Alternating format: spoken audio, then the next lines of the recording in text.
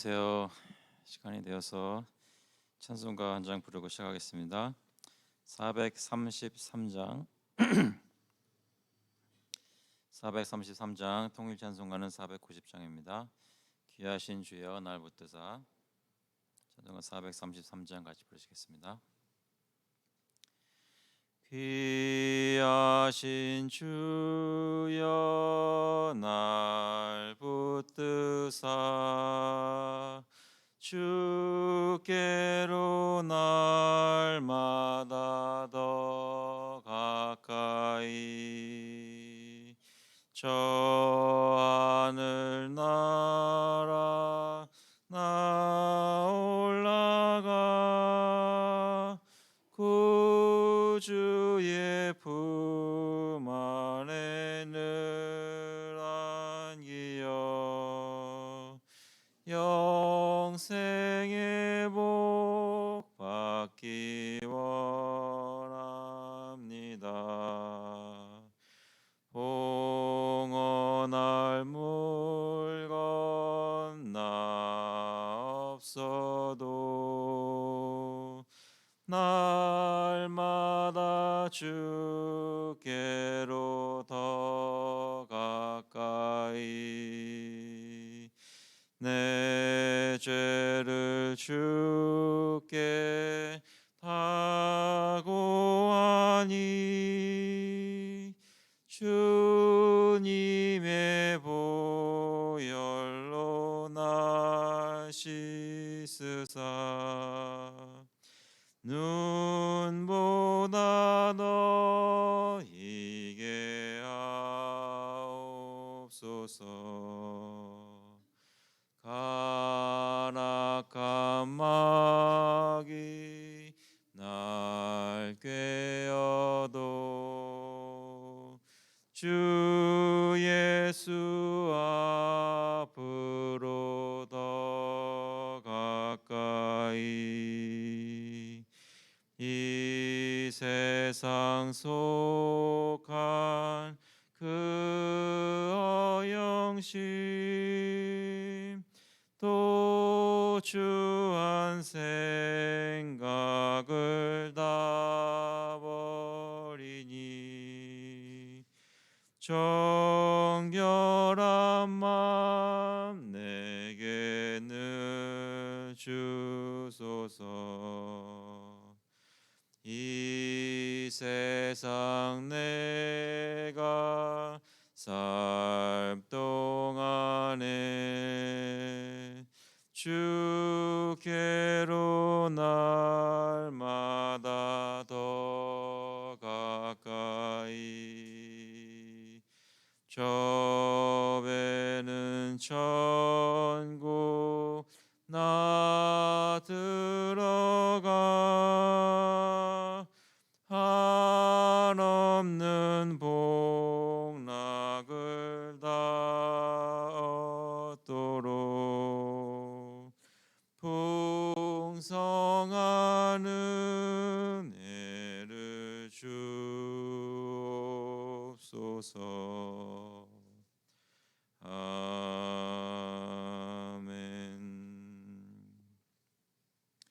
기도하시겠습니다. 하나님 아버지 감사합니다. 주님께 오늘도 나와 교회가 함께 예배드릴 수 있도록 저희를 모아주시고 또 예배 전에 이렇게 성경 공부할 수 있도록 하시니 감사합니다. 저희 짧은 시간이지만 주님께서 함께 해주셔서 저의 마음이 주님의 말씀을 이해하고 어떻게 하나님을 찬양해야 되는지 교훈을 얻는 귀한 시간 되게 인도하여 주셔서 감사드리면서 예수 그리스도의 이름으로 기도합나이다. 아멘. 네, 오늘 말씀은 시편 8편입니다. 7편이 아니라 8편입니다. 제가 날짜를 바꿔놓고선 제목을 안 바꿨네요. 8편입니다. 시편 8편.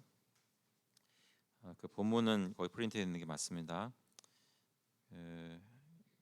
다윗의 시 인도자를 따라 깃댓에 맞춘 노래 제가 한 절씩 기도하겠습니다. 제가 먼저 읽겠습니다. 여호와 우리 주여, 주의 이름이 온 땅에 어찌 그리 아름다운지요. 주의 영광이 하늘을 덮었나이다. 주의 대적으로 말미암아 어린아이들과 젖먹이들의 입으로 권능을 세우시며 있는 원수들과 보복자들을 잠잠하게 하려 하심이니이다. 주의 손가락으로 만드신 주의 하늘과 주께서 베풀어 두신 달과 별들을 내가 보오니 사람이 무엇이기에 주께서 그를 생각하시며 인자가 무엇이기에 주께서 그를 돌보시나이까. 그를 하나님보다 조금 못하게 하시고 영화와 존귀로 관을 씌우셨나이다. 주의 손으로 만드신 것을 다스리게 하시고 만물을 그의 발 아래 두셨으니 곧 모든 소와 양과 들짐승이며 공중의 새와 바다의 물고기와 바닷길에 다니는 것이니이다. 같이 읽겠습니다. 여호와 우리 주여, 주의 이름이 온 땅에 어찌 그리 아름다운지요. 아멘. 이 시편 아마 잘 아시는 시편일 텐데요. 특히 찬양으로도 유명하죠. 아마 익숙한 마음속에 기억 속에 익숙한 그런 시편인데요.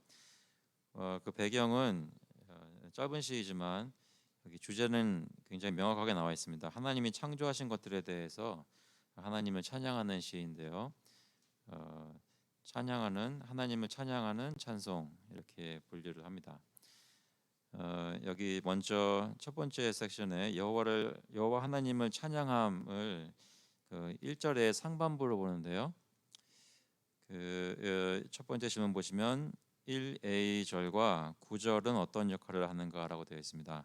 여기 1절 보시면 첫 번째 부분에 상반부에 여호와 우리 주여 주의 이름이 온 땅에 어찌 그리 아름다운지요라고 되어 있죠.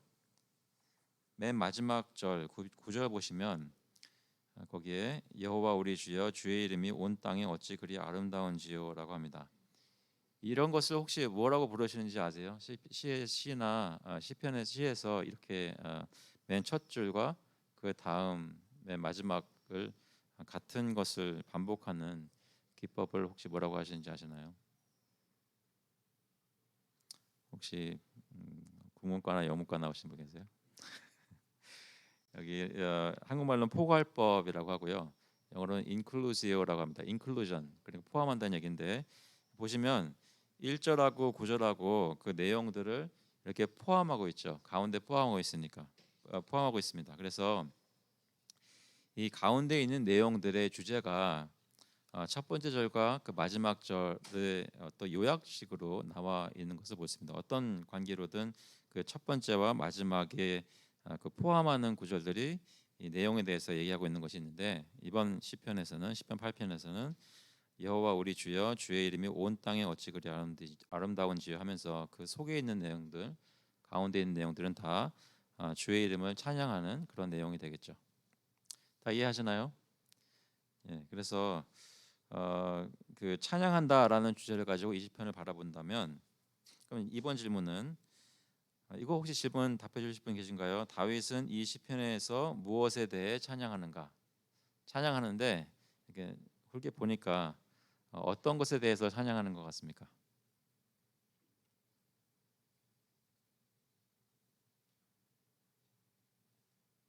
시편 8편은 어떤 것에 대해서 하나님을 찬양하는 시편일까요? 주의 이름을 네. 주님 행하심 주의 이름 또 어떤 것이 있을까요? 여호와 하나님 뭐 같은 얘기죠.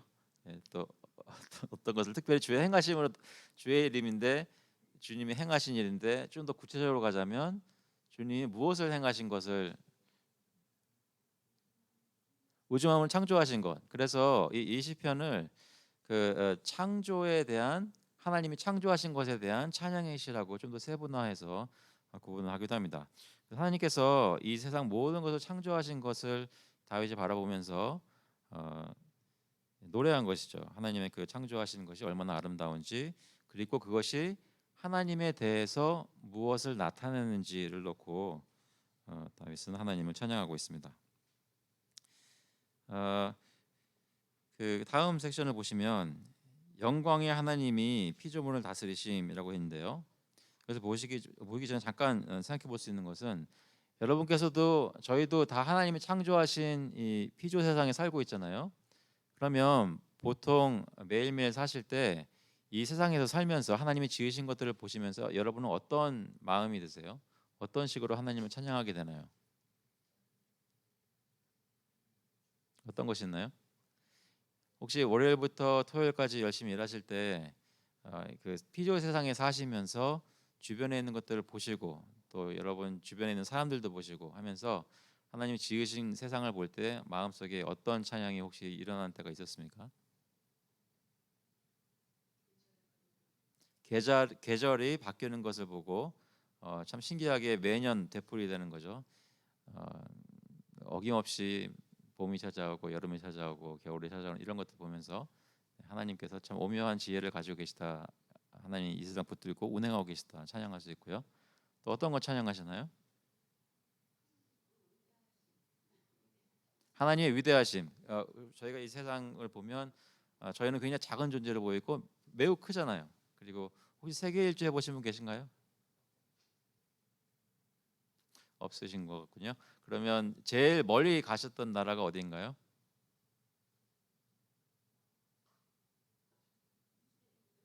뉴질랜드요? 뉴질랜드는 정말 예. 전에 여기 설교하셨던 천동선 목사님이 뉴질랜드 얘기를 좀 하시더라고. 거기서 좀 사셨었어요. 그래서 굉장히 아름다운 곳이라고 말씀하셨는데 저는 제일 멀리 가본 데가 중국입니다. 중국 가봤죠. 여기서 떠났으니까 여기서 떠나면 뭐 중국이 제일 멀 텐데 한국에서 가셨으면 좀 가깝겠죠. 아, 하나님이 지은 세상이 얼마나 큰지를 바라보면서 하나님 위대하시다 느낄 수 있고요. 또 좀 사소한 것들 또는 주변에서 볼 수 있는 것들을 보면서 하나님이 지으신 것에 대해 찬양하신 적은 있으신가요?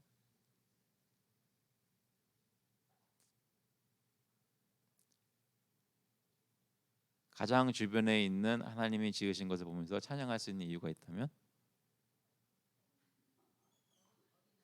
어린아이들 늘 어린아이들을 보시는 분은 어린아이를 볼 때 어떻게 이렇게 어떻게 만들었나요? 오밀조밀하게 귀엽게 사랑스럽게 만드셨을까? 그렇죠? 매일 느끼세요? 특히 아이들이 조금씩 배워나가면서 말을 좀 더 잘하게 될 때도 아마 느끼실 것 같고요. 다윗도 여기서 분명히 하나님이 창조하신 것을 보면서 하나님 찬양하고 있는데 다윗이 보는 관점은 어떤 것인지 다윗은 어떤 사람입니까? 다윗은 어릴 때부터 하나님을 알고 하나님이 보호하시고 하나님의 이름을 위해서 싸우고 특히 후에 가서는 왕이 되었죠. 그런 사람이 하나님 만드신 피조 세상을 보면서 어떻게 찬양하는지 보겠습니다. 그 영광의 하나님이 피조물을 다스리심이라고 말씀하는데 그 첫 번째 거기 두 번째 섹션의 첫 번째 질문 하나님의 영광과 찬양은 어디에서 나타나는가? 그 1절 후반부와 2절을 보시면 영광이 어디에 나타나나요?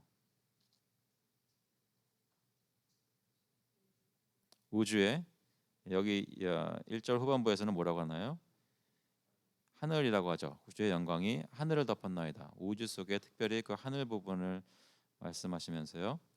어, 그 하나님의 영광이 온 하늘에 가득하다라고 고백하고 있습니다.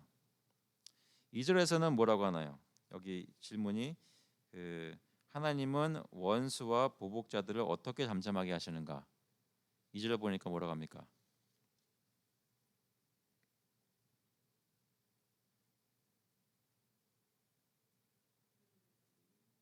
하나님의 권능이 어디에 있습니까? 어디에 세워지나요? 저 아이들 젖먹이들의 입에서 하나님의 권능이 세워지는 거죠. 그럼 잠깐 오늘 여기 전문가가 계시네요. 그러면 아이들을 늘 보시는 분의 입장에서 보실 때 어린 아이들의 입에서 하나님의 권능을 세우신다는 건 도대체 무슨 뜻일까요? 하나님 어떻게 자신의 영광과 권능을 아무것도 모르는 어린 아이 입에서 이렇게 보여주시고 나타내실까요?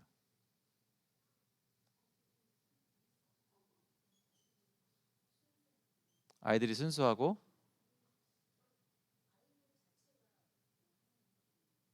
아이들 자체가 하나님이 주시는 것이기 때문에 하나님의 선물인 것을 저희가 알게 하시고 그 아이들을 통해서 하나님의 권능을 세우신다. 여기서 권능이라고 하는 것은 여기 영어로 보면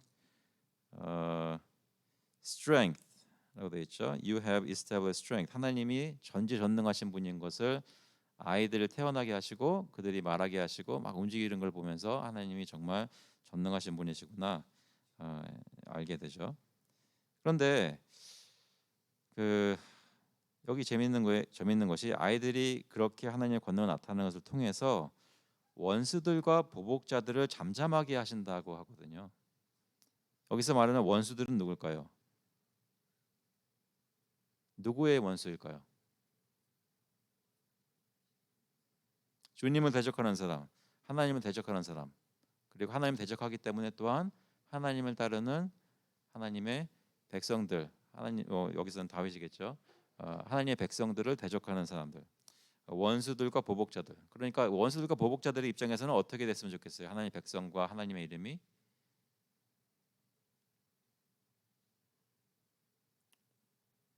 어떻게 됐으면 좋겠어요? 원수들이 원하는 것은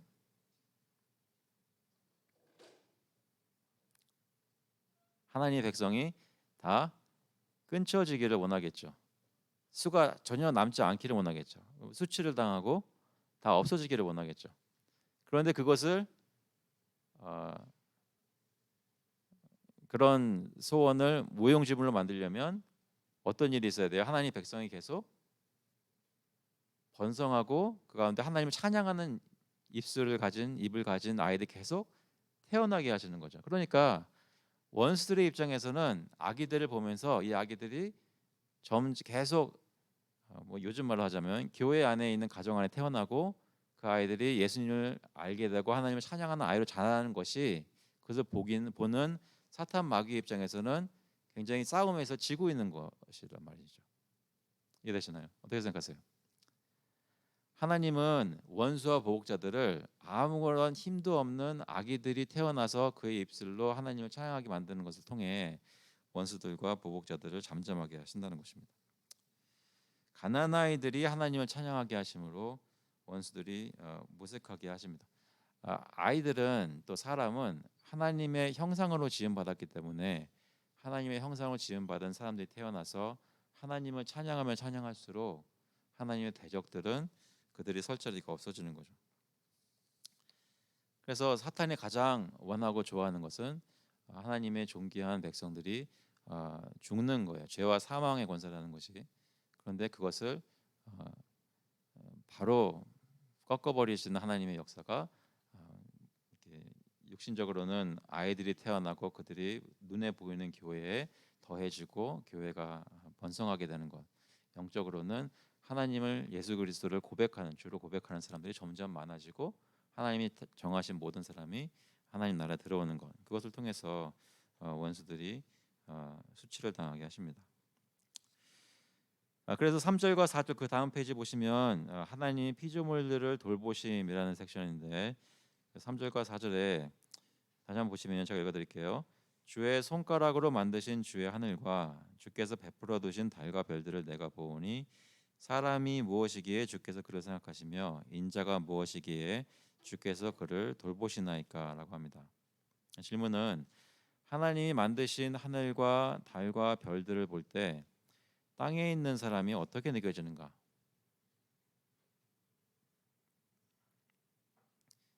여러분 저녁에 갑자기 일어나셔서 하늘을 쳐다보시고 달과 별들을 보실 때 없으신가요? 만약에 그런다면 보면서 어떻게 느끼시겠습니까?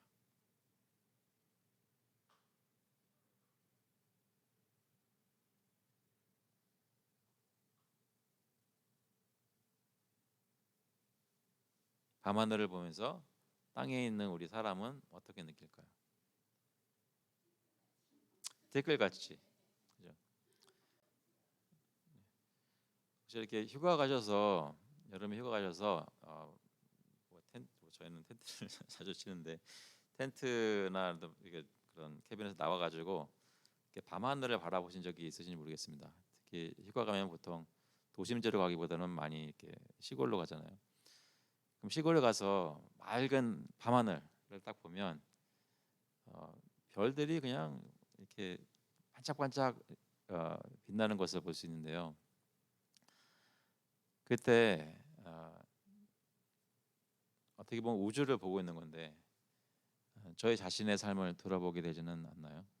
우리는 어떤 마음으로 그 밤하늘 바라보게 됩니까? 매우 티끌같이 매우 작게 느껴지는데, 생각해 보시면 하나님이라는 분하고 저희가 보고 있는 밤하늘을 비교해 보면 누가 더 클까요? 하나님과 밤하늘을 비교해 보면 하나님이 당연히 크잖아요.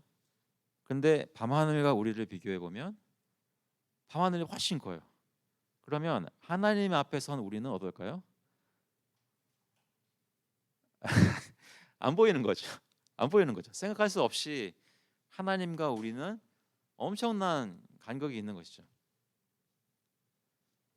그런데 이 다윗이 시편 기자가 생각하는 것은 이 사람이 놀라는 것은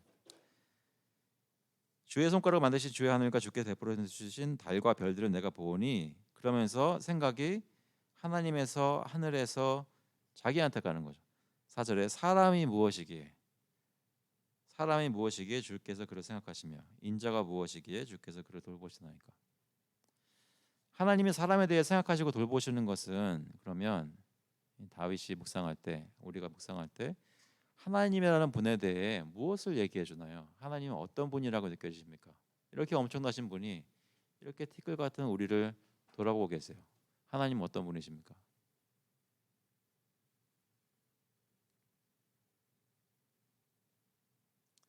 뭐 비교와 묵상을 돕기 위해 여러분 혹시 친구들하고 또는 옛날에 학교 다니셨을 때 그 반에 여러분이 초등학교 뭐 옛날에 국민학교죠. 그때 반에 몇 명 있었나요? 혹시? 제가 있을 때는 68명 있었어요. 80명이요?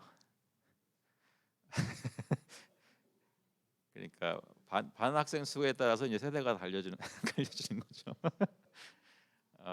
요즘은 20명 되나요? 30명 되는지 모르겠습니다. 뭐 지역에 따라 다르겠지만 뭐 시골 가면 더 심각하겠죠. 그런데 이렇게 친구들 학급 애들 놀다 보면 운동장에서 놀 때 잘하는 애들, 유명한 애들, 인기 많은 애들은 다 모여가지고 애들이 모여 있는데 꼭 보면은 한두 아이들은 이렇게 아무도 불러주지 않고 편에 안 넣어주는 그런 아이가 있잖아요. 그런데 잘 나가는 아이가 이렇게 혼자 외로이 있는 아이에게 다가가서 말도 건네주고 친구가 되어주려고 그래요. 그런 친구도 혹시 경험하셨는지 모르겠습니다. 저는 그런 적이 있었는데 그런 아이들 본 적이 있었거든요. 그때 제가 그런 아이들을 보면서, 그런 학생을 보면서 느꼈던 이 학생에 대해서 느꼈던 생각은 뭘까요?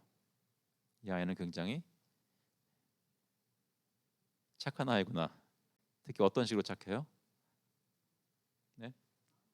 마음이 착해요. 왜? 뭐 왜? 사람을 돌아볼 줄 알고, 특히 어떤 사람들을, 소외된 사람, 어려운 사람들을 돌아보고 작은 자를 돌아보는 거잖아요. 그러면 그렇게 돌아보는 사람이 그 마음이 착하고 크고 그 사람이 더 큰 사람인 것이 사실 이 사람이 작은 자를 가면서 더 보여지는 거죠.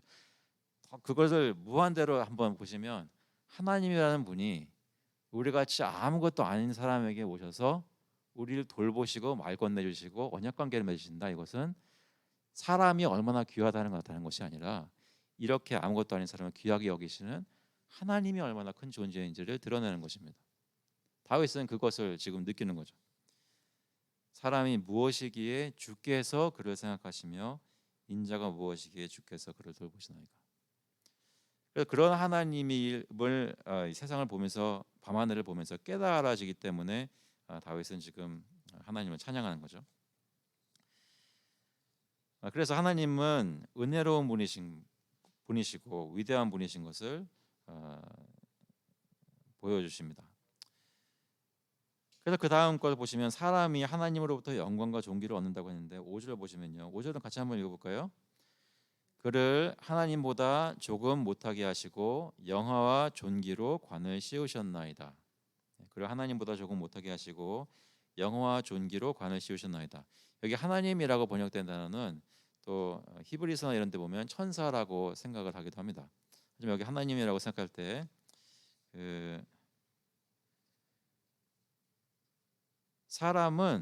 하나님은 사람의 지위와 위치를 어디에 두셨는가? 5절에 보면 어디에 두셨습니까? 네? 영화와 존귀를 주셨는데 그 지위는 어디예요? 하나님이 지은 세상에서 하나님보다 조금 못한, 그래 그에게 뭡니까? 다른 모든 피조물에 대해서는 어떻다는 거예요? 다른 모든 피조물 위에 있는 거죠. 하나님보다 조금 못하고, 그러니까 하나님과 모든 만유 세상 가운데 그 위치에 어, 서게 하셨습니다. 어, 그러면서 하나님은 사람에게 무엇을 주셨는가? 영화와 존귀를 주셨는데 그 사람의 영광스러운 모습과 존귀한 것은 다 사람이 어떻게 만들어졌기 때문에요? 하나님의 형상으로 만들어졌기 때문에 모든 피조물들이 사람을 보면서 하나님을 보는 것과 마찬가지로 영광을 돌리게 되죠. 그래서 모든 피조물들이 사람에게 복종하게 하셨습니다. 그런 통치권을 주셨는데요. 그것이 그 다음 섹션에 더 나오는데 6절부터 8절까지 말씀입니다. 6절부터 8절까지 같이 한번 읽어볼게요. 주의 손으로 만드신 것을 다스리게 하시고 만물을 그의 발 아래 두셨으니 곧 모든 소와 양과 들짐승이며 공중의 새와 바다의 물고기와 바닷길에 다니는 것이니이다. 사람에게 다스리도록 하신 피조물은 무엇입니까? 여기서 나열된 것들은 만물이라고 하는데 새도 있고 소와 양과 들짐승도 있고 또 특히 그 하늘의 공중의 새와 바다의 물고기라고 하죠. 그 바다는 옛날에 학교에서 배우셨을 텐데요. 바다는 우리가 생각하는 것보다 훨씬 더 큽니다. 그리고 바다 속에 있는 건 완전히 별천지죠. 그런데 하나님께서는 그 바다에 있는 모든 피조물들까지도 사람의 그 다스림을 받도록 하셨습니다. 주의 손으로 만드신 것을 다스리게 하시고 만물을 그의 발 아래 두셨으니. 그렇다면 사람이 이 두 번째 질문인데 거기서 사람이 피조물을 다스리도록 하신 것은 하나님을 어떻게 찬양하게 하는가? 하나님이 아무것도 아닌 사람을 하나님의 형상으로 만드시고 그 사람에게 통치권을 주셨어요. 그것은 하나님에 대해서 무엇을 얘기하나요?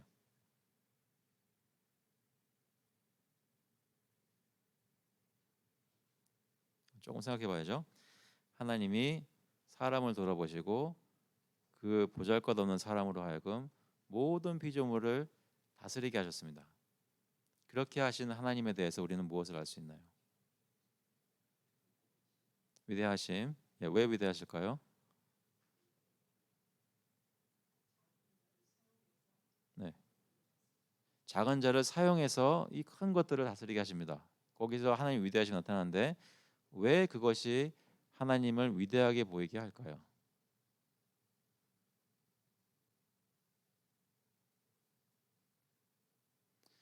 저희 예를 돕기 위해 다시 한번 그 학급으로 들어가면 어, 거기서 반장이거나 아니면 선생님이거나 선생님이 그 반에 공부도 못하고 그냥 별 볼 일 없고 애들도 많이 안 따르는 아이를 뭐 반장이나 어떤 책임을 맡겼어요.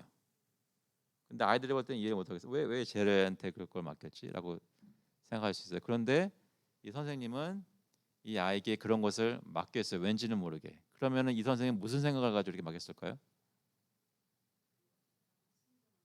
그 아이가 성장하도록 또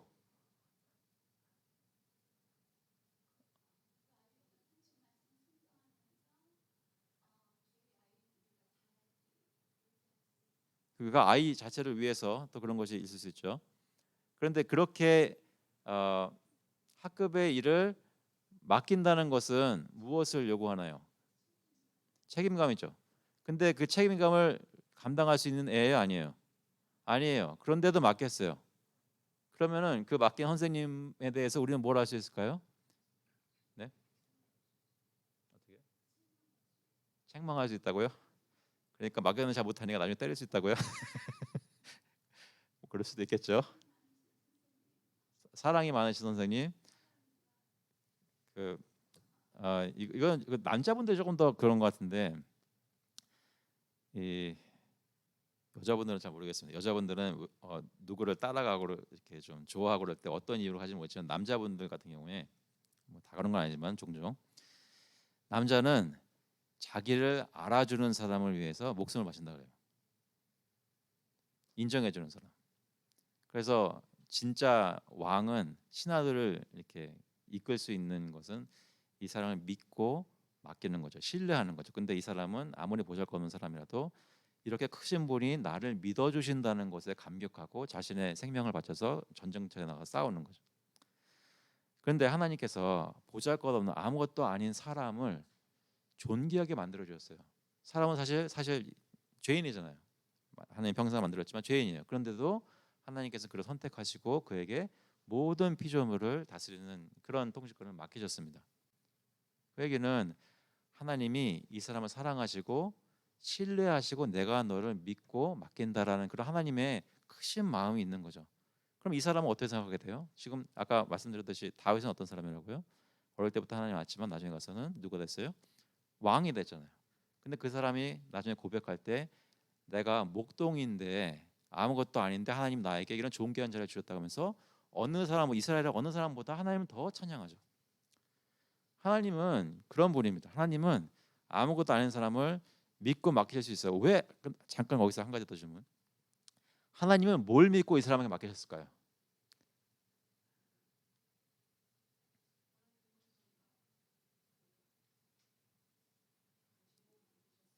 하나님이 형상대로 만드셨으니까 그것을 믿는 건가요? 근데 하나님 형상대로 만들었는데 믿었는데 죄졌잖아요. 죄를 졌잖아요. 죄를 그때 졌을 뿐만 아니라 계속해서 타락한 모습으로 여러 가지로 지금 하나님 실망시키잖아요. 그런데도 하나님께서는 무슨 무슨 뭘 믿고 아무것도 아닌 사람에게 이런 중책을 맡기실까?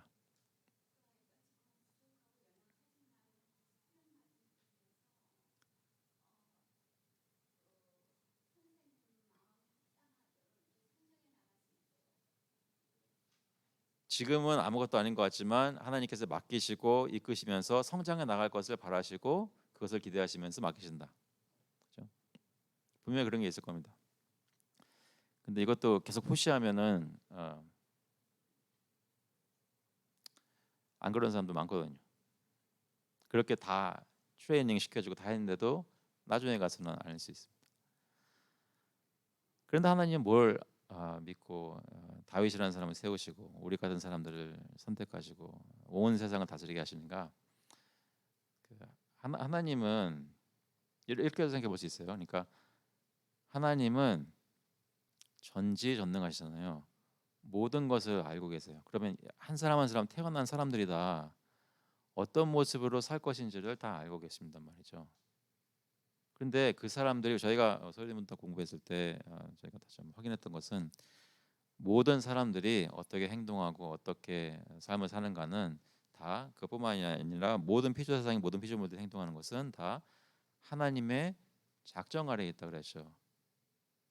그 얘기 뭐냐면 하나님은 하나님 자신이 이 피조물들에 대해 특히 다윗에 대해 특히 이 사람에 대해 가지고 계신 계획이 확실한 것을 알고 계시기 때문에 맡기시는 거예요.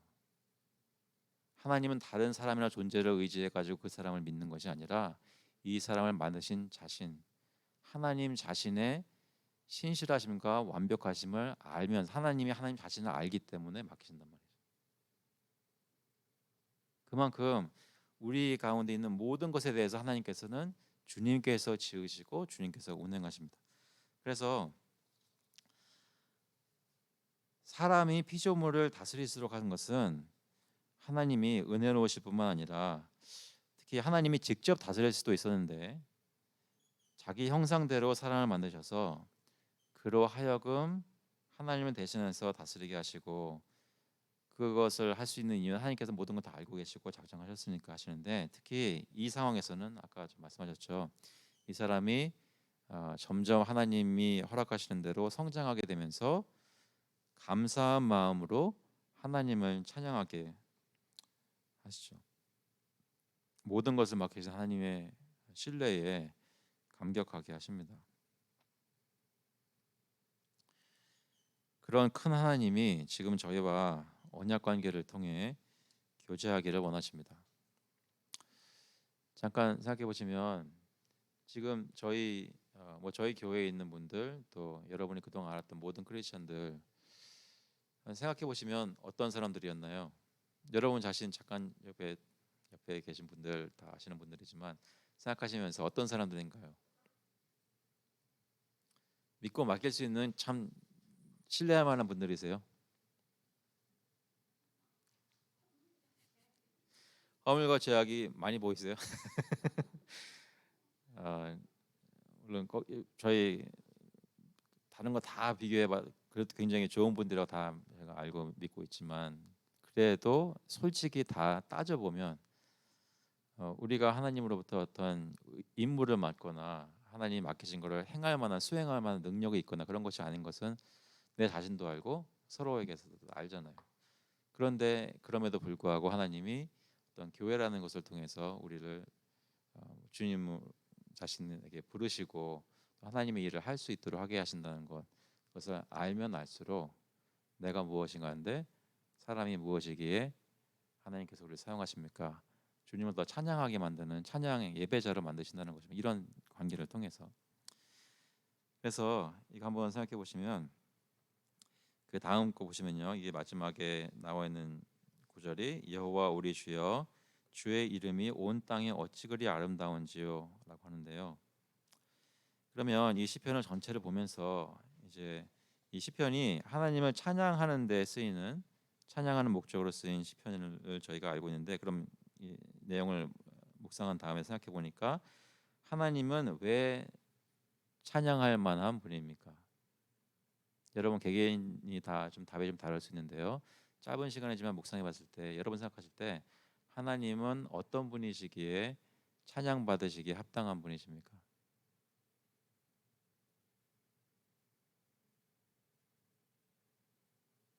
어떻게 생각하세요?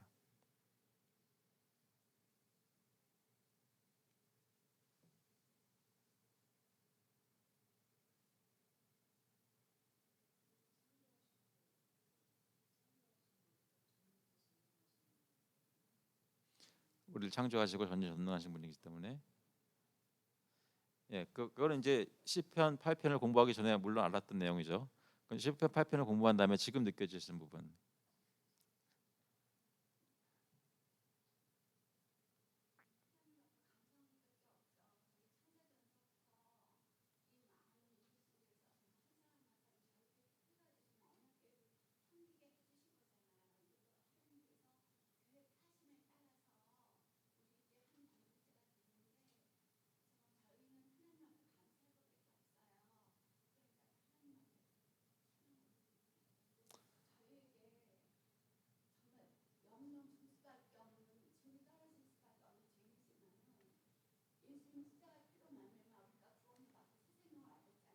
네.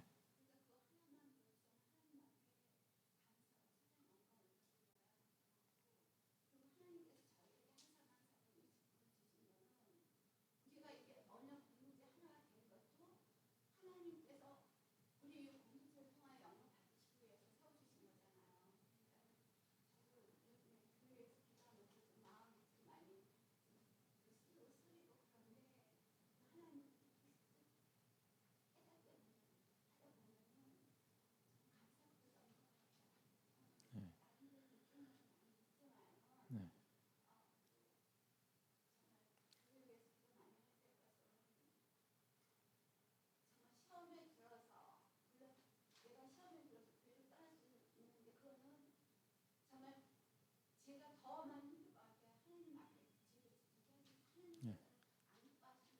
네. 네.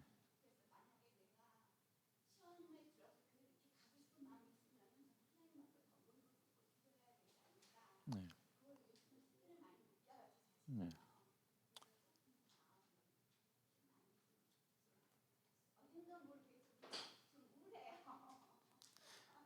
마음에 교회를 생각하면서 또 힘들 때도 많이 있지만 또 있게 하신 것 하나님께 감사하게 되고 네. 네. 어, 여러 가지 주제를 저희가 여기 10편 8편에서 얘기를 했는데 아마 여러분 개개인마다 조금씩 다른 모습으로 그것이 와닿을 수도 있겠습니다. 하지만 또 가정과 또 특별히 교회 생각하면서 주님께서 우리가 밤하늘을 보면서 하나님 찬양하게 하신다면 하나님께서 우리로 하여금 우리 가정이나 또는 교회를 바라보게 하시면서 하나님을 찬양하게 하는 것이 있는지, 감사하게 하는 것이 있는지 생각을 해보게 되네요. 이 프린트아웃에 나와 있는 것 마저 한다면 사실 이 부분은 좀 중요한 부분인데요. 그 복음이라고 되어 있죠. 네, 한번 빨리 한번 보겠습니다. 히브리서 2장 잠깐 찾아보시면 히브리서 2장에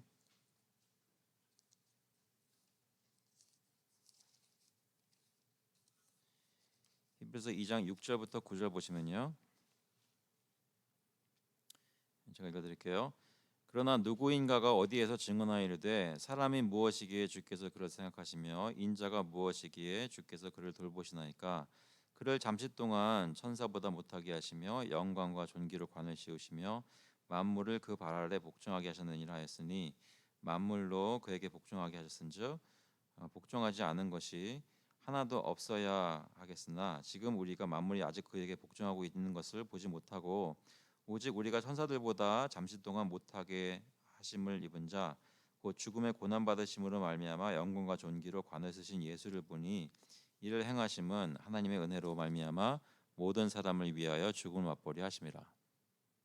아마 여기 읽어보셨을 때 있을 텐데 여기서 인용했던 말씀이 시편 8편에서 나오는 말씀인데 좀 시간 관계상 제가 자세한 내용들을 다 말할 수는 없지만 그 시편 8편을 인용할 때 히브리서 기자가 해석을 이 그리스도 중심적으로 한 부분들이 여기 있습니다. 여기 7절 같은 데 보시면 그를 잠시 동안 천사보다 못하게 하시며 했잖아요. 여기 잠시 동안이란 말은 시편 8편에서는 어떻게 번역이 되냐면 그를 하나님보다 조금 못하게 하시고 했단 말이죠. 그러니까 시편 8편에서는 위치적인 그런 부족함인데 여기 히브리서에서는 시간적인 부족함이에요. 근데 그 단어 자체는 양쪽으로 다 번역될 수 있는 단어였습니다. 근데 히브리서 기자는 그렇게 선택을 했고 그러면서 그것을 잠시 동안이라고 했을 때는 어떤 걸 얘기하는가? 사람을 하나님께서는 잠시 동안 하나님보다가 아니라 아까서 말씀드렸는데도 천사보다 못하게 하셨다고 하면서 그럼 잠시가 지난 다음에 어떻게 돼요? 천사보다 높아지게 되는 거죠. 근데 그것이 어떻게 이루어지는가를 예수 그리스도를 통해서 설명했단 말이죠. 예수 그리스도께서는 우리와 같이 되시면서 천사보다 낮은 자로 보이셨으나 잠시 동안만이었고 십자가 고난과 부활을 통해서 천사보다 아니 세상의 모든 권세보다 더 높이 올라가신 분이 되었죠.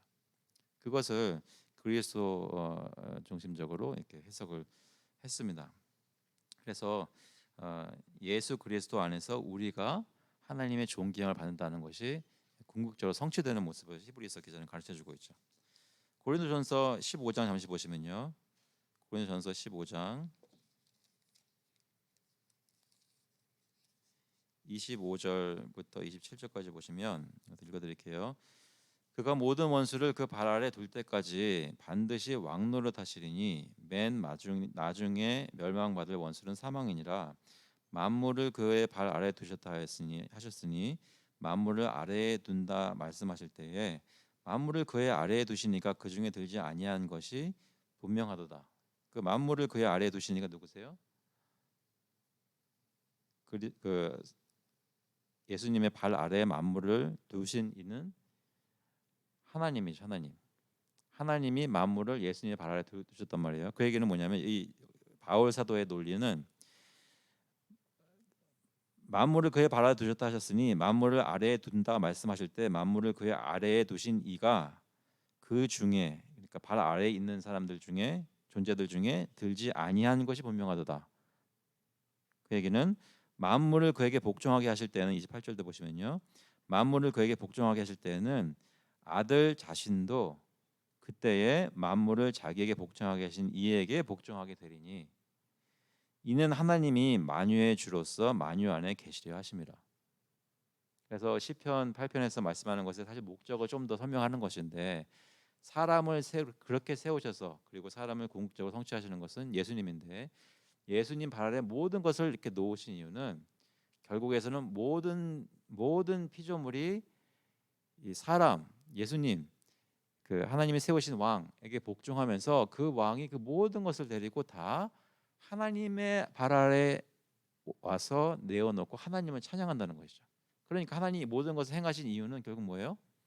모든 것이 다 하나님께 영광을 돌리도록 피조물들을 운행하시고 움직이셨다는 겁니다. 그것이 사람의 발 아래 만물을 피조물들을 두신 이유였습니다. 그것이 그리스도를 통해서 성취되게 되는 것이죠. 이해되시나요? 그래서 하나님께서는 결국 자신의 영광을 위해 모든 백성들을 창조하시고 그들을 구원하셨다는 그리스도를 통해서 구원하셨다는 것입니다. 그래서 결국은 우리는 이 땅에 살면서 어떤 위치에서 하나님을 어떻게 찬양할 수 있는가? 저희가 예수님을 믿는 사람들로서 여러분이 각자 처한 삶의 위치가 있겠죠. 어떤 분들은 어머니이시고, 어떤 분들은 아내이시고, 어떤 분들은 남편이고, 어떤 분들은 직장에서 일하시고, 어떤 분들은 교회에서 어떤 일을 하실 수도 있고, 여러 가지 다양한 위치가 있을 겁니다.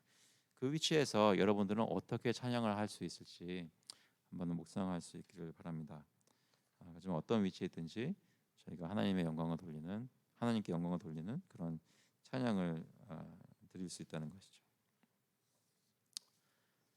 혹시 질문 있어요? 그것이 18 판매할 내용인데 그것을 아는 것도 중요하지만 실제로 저희가 오늘 예배드리고 또 하루 주일 보내면서 우리가 있는 자리에서 주님을 올바르게 찬양할 수 있기를 간절히 바랍니다. 같이 한번 기도하시겠습니다. 하나님 아버지, 저희 마음에 있는 생각과 감정과 여러 가지 마음들을 주님께서 누구보다도 더 잘 아시는데 지금 저희에게 시편 8편의 말씀을 통해서 저를 인도하시는 것이 있다면 무엇인지 저희가 깨닫게 하시고 특별히 저희가 하나님을 왜 찬양해야 하는지 그리스도께서 고난 받으시고 여러 가지 어려운 일들을 겪으실 때 그에게 부활이 남아 있었던 것처럼 영광의 자리가 남아 있었던 것처럼 저희 자신들도 그리스도 안에서 고난과 영광을 어떻게 겪어야 되는지 주님께 여쭈며 한 걸음 한 걸음 신실하게 발걸음을 떼어 나갈 수 있도록 주님 인도하여 주셔서 특별히 우리 지금 현재 삶 속에 하나님을 감사해야 하고 찬양하는 것이 있는지 돌아보게 하시고 밤하늘을 보면서도 찬양할 수 있다면 제 삶을 바라보면서 하나님께서 섭리하시는 것 때문에 하나님을 진심으로 찬양할 수 있도록 주님께서 인도하여 주셔서 감사드리면서 예수 그리스도의 이름으로 기도합나이다. 아멘. 11시에 예배드리겠습니다.